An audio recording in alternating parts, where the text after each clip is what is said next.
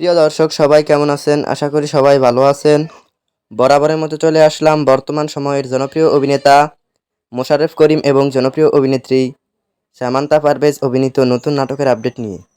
নাটকটি কবে এবং কোন ইউটিউব চ্যানেলে দেখতে পারবেন সম্পূর্ণ বিস্তারিত জানাবো আজকের ভিডিওতে। তো চলুন ভিডিওতে একটি লাইক দিয়ে ভিডিওটি শুরু করা যাক।